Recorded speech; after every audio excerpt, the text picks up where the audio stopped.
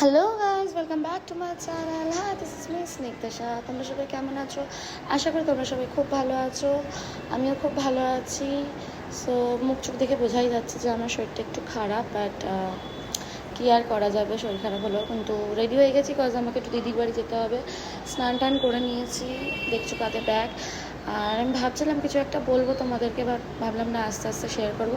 আর এই দেখো, যখনই আমি রেডি হই কোথাও যাওয়ার জন্য, আমার সুজি হঠাৎ করে এসে কাছে বসে পড়ে যে মা তুমি যেও না, মা তুমি যেও না। কিন্তু কী করবো গাইজ, কাজে তো যেতেই হবে, কাজ না করলে কি আর হয়?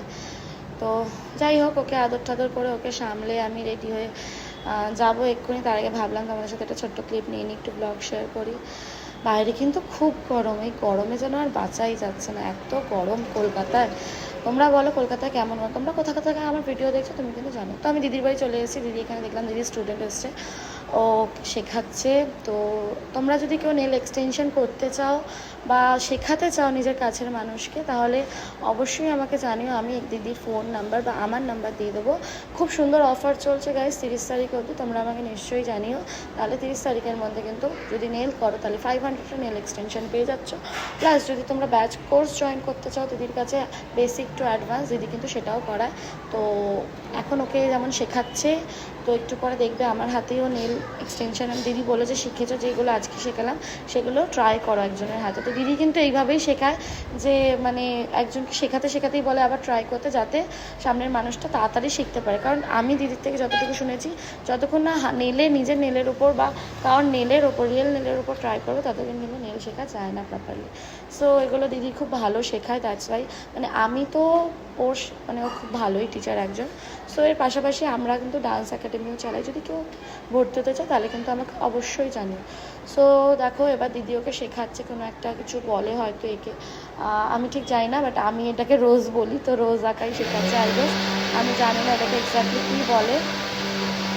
তো অ্যাট দ্য এন্ড সব কিছু হয়ে যাওয়ার পর ওকে আমি আমার হাতে বললাম যে ঠিক আছে, আজকে তো কেউ নেই, তাহলে তুমি আমার হাতেই ট্রাই করো। সরি গাইজ, মিক্সির আওয়াজ চলছে, জানো তো বাড়িতে সমস্ত কাজবাজ থাকে, তো এই সমস্ত আওয়াজ তো খাটার পাটার চলতেই থাকে, আমি আর কি করতে পারি। তো দেখো কি সুন্দর করে ওকে শেখাচ্ছে, এত সুন্দর করে শেখায়, মানে কেউ এত ধরে ধরে তো হয়তো শেখায় না। সবাই আজকাল কী করে, 10-12টা স্টুডেন্ট একসাথে রেখে কোনো রকম একটু বলে দিলে শিখলো না। কারণ এই স্টুডেন্টটাই আমাকে নিজে বলেছে যে এর আগে আমি একজনের কাছে শিখেছি, কিচ্ছু বুঝতে পারিনি, তাই আমি আবার ভর্তি হয়েছি শেখার জন্য, কারণ আমার কিন্তু হাতের কাজ করতে খুবই ভালো লাগে।